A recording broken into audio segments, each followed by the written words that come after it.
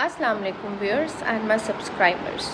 Welcome to another episode on my channel और आज एक मूवी रिव्यू करते हैं और नेटफ्लिक्स पे इसके अभी तक 2 सीजन्स आ चुके हैं and I am surprised why this show and this series is so much you can से अंडररेटेड ऑल्दो इसका स्क्रिप्ट, इसका प्लॉट और इसमें जैसे कि आपको याद है कि बैचलर्स के या इंटरमीडिएट के सिलेबस में शॉर्ट स्टोरीज़ हुआ करती थी और उनमें डिफरेंट थीम्स होते थे which were like related to human society, human psychology और उन थीम्स में जो कि है वो शॉर्ट मैसेजेस होते थे कि how we should be leading our lives.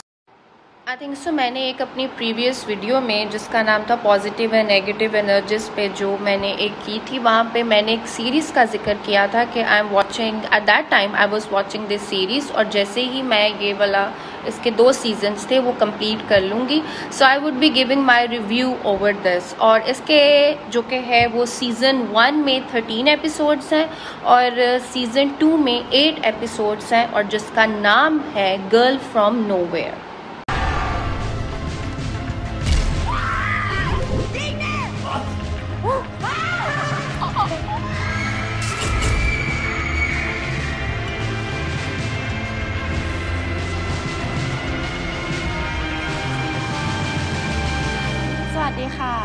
नन्नोนะคะ Thailand की ये एक सीरीज़ है एंड जैसे कि इसके नाम से शो होता है अ गर्ल फ्रॉम नोवेयर और नहीं पता चलता था कि वो जो लड़की थी whether she was an angel, she was a devil, किसी और प्लैनेट से आई थी, वो जिंदा थी, वो क्या थी, मतलब कोई नहीं जानता था। और ये डिफरेंट हाई स्कूल्स को टारगेट करती थी जहाँ पे टीनेजर्स को मोस्टली जो कि आजकल ऐसे टीनेज के प्रॉब्लम्स हैं जिनको हम अपनी सोसाइटी में भी consider such problems as taboo and as stigma, जिनके बारे में हम बिल्कुल भी बात नहीं कर सकते।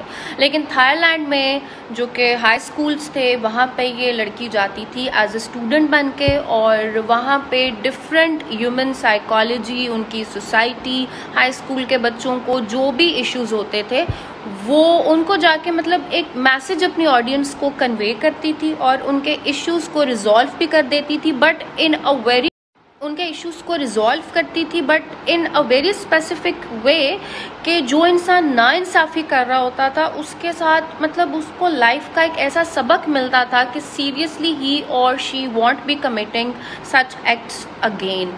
सो आई वुड रिकमेंड कि अगर आपको थ्रिलर सस्पेंस सीरीज़ देखने का शौक है, mystery series I would say, so a girl from nowhere is the best pick now. जो इसका टाइटल ट्रैक है मुझे वो भी बहुत अच्छा लगता है। अगर आप लोग कार्स में ऊंची आवाज़ में इसका टाइटल ट्रैक सुनेंगे so I think you must be enjoying this.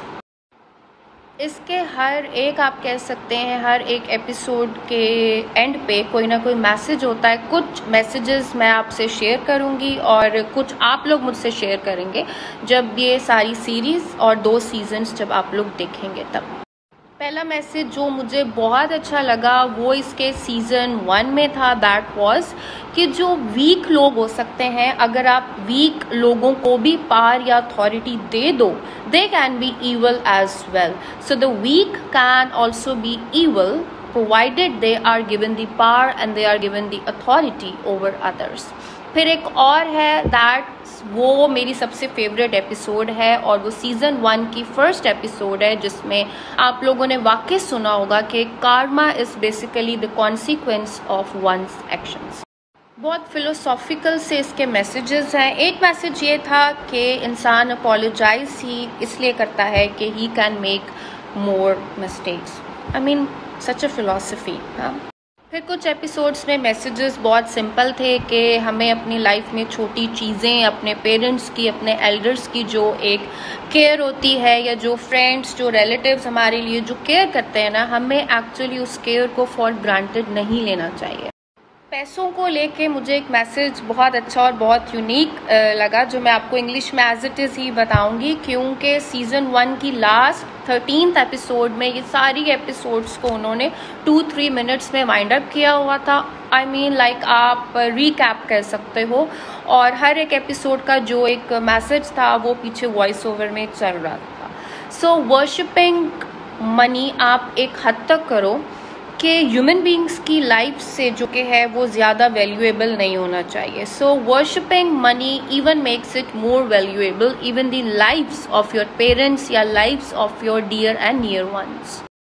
आपकी आउटर और इनर ब्यूटी को लेके भी कुछ मैसेजेस थे, जिसमें कि जो सबसे यूनिक मुझे मैसेज लगा कि वो ये हो सकता है कि yes we agree, beauty is the most important thing in life. लेकिन अगर आप और खूबसूरत नहीं बन सकते तो आप क्या करते हो कि you tear down others and you paint them as अगली.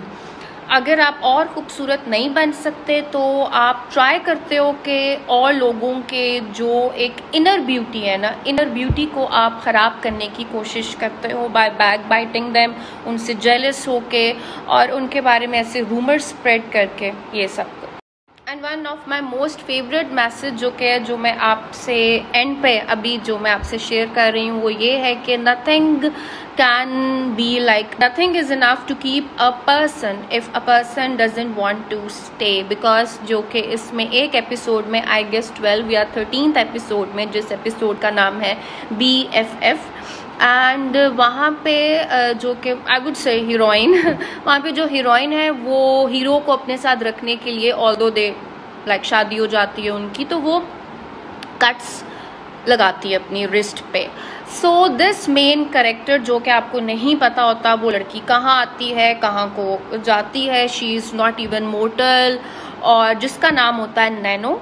और वो ये कहती है वो फीमेल कैरेक्टर से कि how many cuts you need to keep this person in your life. So that's the, you can say the one of those dialogues which has hit me, one of the dialogues which has really hit me heart.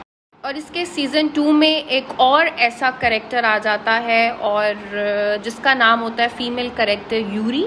और आपको नहीं पता होता ये जो दो female characters हैं Nanno और Yuri, they are human beings, they are angels, they are devils, क्योंकि नाम ही इसका है a girl from nowhere. So I am recommending for this weekend कि आप इसके दोनों सीजन्स देखें और मुझे बताएं कि ये वाला सीज़न आपको कैसा लगा है, एंड कमेंट सेक्शन में बताएं कि आज की एपिसोड आपको कैसी लगी है. So till my next video, do take lots of care of your self, be positive and spread positivity.